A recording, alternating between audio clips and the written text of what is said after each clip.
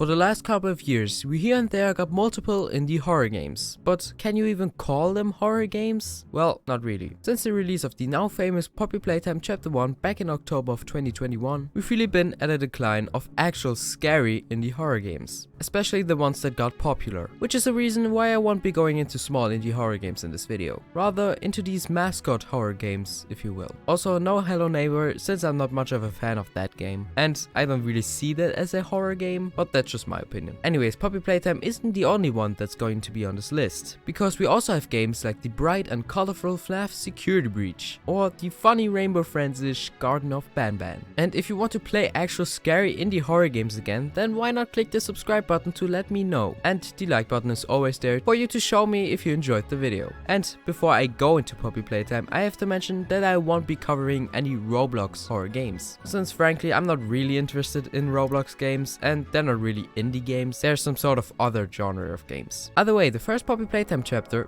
1, came out in October 12, 2021, and was developed by Mob Games, now called Mob Entertainment. And as soon as the game released, there were swarms of people bringing up controversy and criticizing the game to only be made for children, and that it has one scary chase scene to even call it a horror game. And there's no doubt that this and many other indie horror games are designed for kids. I mean, it's just one YouTube search away to see that this statement is actually true. And if you look at the merch especially, it's not a surprise to see that there's a back to school merch, with a back to school merch promo video from Mob Entertainment themselves. And even though I hate mentioning it, I kind of have to, because even before the release of the game, Enchanted Mob, a company channel that is owned by the Poppyplaytime devs, along with Zanimation, were making the most kid-friendly, most clickbaity videos of all time. And I mean, I couldn't care less about that, it's for kids, so I'm not gonna watch it anyway, if there was an acro coaster, which I'll be calling Ethan for now. Ethan made animations similar to theirs. He also almost was hired by Enchanted Mob, but he declined after knowing that he wasn't allowed to post on his main channel anymore if he worked for them. And after that, he went through a lot of hate and was even bullied by the people he looked up to, especially by another channel owned again by Enchanted Mob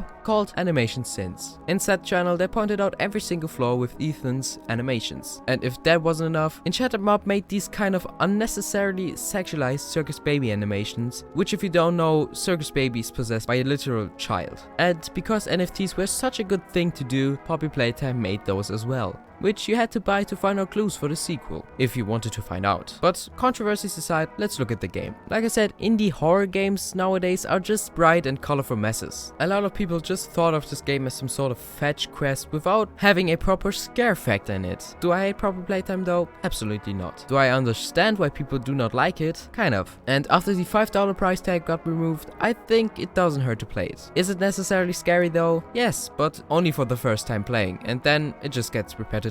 It just doesn't have a big replay value, but thank God the sequel has. And the soundtrack is pretty good too. And hey, Poppyplaytime Chapter 3 will most likely release this year, and from what we've heard, it could be a proper scary game, unlike its predecessor. Funnily enough, in the same year we got Five Nights at Freddy's Security Breach, where if you remember what I said at the start of the video, it's a very colorful, kid-friendly and not necessarily scary game at all. And if you played it when it came out, you'll most likely know how buggy the initial game was. And I think Steel just wanted to add so much that they weren't focusing on the game itself or its scare factor. Where I don't want to talk about these glitches, I have to mention Astro Spiff's video, which is nearly 1 hour long, showing us Security Breach glitches. I mean, Security Breach is a good game, don't get me wrong, but it's not a scary FNaF game. It's colorful and bright, the complete opposite of a dark game slowly setting in the horror. The animatronics aren't creepy, scary, or uncanny even. They're funny and cool looking. Don't get me wrong, I really love Moon, the story of Vanny, and our FNaF dad Glamrock Freddy, but come on. The scariest part of Security Breach was probably the underground section with the Weeping Angels, or if you would like to call them just Ender Skeletons. And unlike FNaF VR Help Wanted, another game by Steelwolf, this game didn't really focus on the lore at all. The trailer showed us Vanny as the main antagonist, yet she had like 3 major appearances in the game. The endings were confusing and maybe even too much. much. I mean, we got multiple endings with games like in FNaF 3, but not 6. And I love theorizing about FNaF. I've done it multiple times in the past, but that the FNaF 6 location has to be underground in Venta Black is a bit far-fetched, and is basically just there to keep Burntrap alive, which could be inside of some sort of other room in the Pizzaplex. The majority of people just felt disappointed with the game, and that the fear factor is becoming more saturated and watered down for a younger audience. Comparing FNaF 1 to Security Breach, you can easily notice how creepy and dark the first game was. There was no tension throughout most of Security Breach, only the as mentioned endoskeleton part and maybe the daycare, but that's about it. If a horror game has no tension, it has no real fear. I mean, some people just stop being a FNaF enjoyer entirely, especially Thisnum. A well-respected fan game developer will stop making FNaF fan games after FNaF Plus will come out, which is a shame really. And if the Ruin DLC won't be any good, then FNaF could get even more unpopular. But there's still hope, guys. With fan games like FNaF Plus or the Juniors DLC, it will bring back the fear of what we used to feel by playing FNaF for the very first time. Now, Garten of Banban. It's been everywhere lately, and it's just becoming kind of a trend to hate on this game. Garten of Banban was developed by the Euphoric brothers and came out on January 6th of 2023. And believe it or not, this game is not a joke. It's the most Roblox, non-Roblox game I've ever seen. And believe it or not, on the same day the Euphoric brothers tweeted about the game, as soon as I saw it, I wrote this comment. I bet that Fusion or Dawko will play this. Maybe even both. And you can still look at the tweet when you search up the post on the Euphoric brothers Twitter to see that I'm not bullshitting you. And the comments on it are just funny. People really thought I was a time traveler. It's just the perfect game for the YouTube algorithm. Bright, colorful, kid-friendly, and all in all, just a funny game. It's just the perfect example for a kid's mascot game. If it wasn't for the indie horror aspect. If you can even call it that. Yes, if you thought Poppyplaytime Chapter 1 was bad, you'd never survive this game. This game was so bad, it got ridiculously popular. Just for being bad. And one well-respected FNaF YouTuber called Oh Yeah got even blocked by the Euphoric brothers after making a couple of funny tweets. Future IceeG here, just saying, don't send hate to the Euphoric brothers, they really don't deserve this. They just made a fun game, and it really got too far by people sending threats and hate messages to the developers. Either way, let's continue. Let's start with the design of the game. The whole garden, as in kindergarten I think, is made up of pre-made assets and the absolute minimum of horror. Then we have the main item of the game, which is essentially just the grab bag from Poppyplaytime, just different to avoid copyright. And well, it's another pre-made asset. This time, it's a drone, which doesn't even work as intended. You can call set drone by right-clicking, and then it just spawns somewhere set in the room you are in. Then by left-clicking, you can call it to a specific spot, which doesn't even work half of the time, because there's something in the way. And now, the characters. And wow, we have more of the Rainbow Friends cast. Just joking, but there's a green blob with weird teeth, a white human female-ish looking blob, the red counterpart with party hats, a pink bird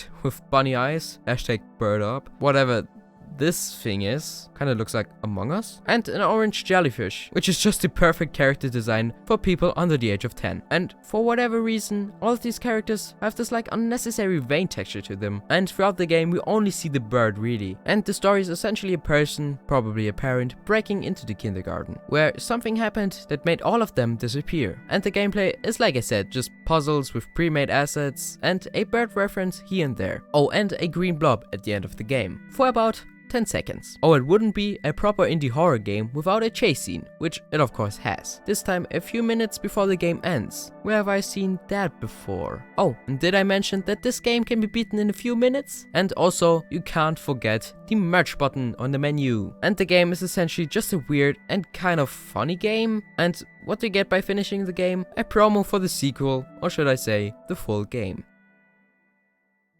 So I know this video is titled Everything Wrong About Indie Horror, but are all of these mentioned games really bad? Or should you just avoid them at all? Absolutely not. Poppyplaytime Chapter 1 isn't that bad since it's free now, and the sequel is awesome in my opinion. And honestly, I can't wait for Chapter 3. And I still love FNaF Security Breach for what it is. It's maybe not the best FNaF game, but it's still very fun to play through. And I mean, I'm still a very huge FNaF fan, as you can tell. And Garten of Banban. Like I said, they've been getting a lot of hate for making the game, which is just not justified. And honestly, the game is free and you can play it just to get a good laugh. I mean, I played it with my friends and we had a blast. And you can hardly call it a cash grab since merch is optional. We've seen worse cash grabs in my opinion with Minecraft clones, and I prefer to play Garten of Banban every single time instead of these Minecraft clones. And as long as Garten of Banban doesn't release any NFTs, I think we're good. And if I were to touch on everything good with indie horror, this video would be twice as long, if not even longer. Since we have games like Bendy and the Dark Revival,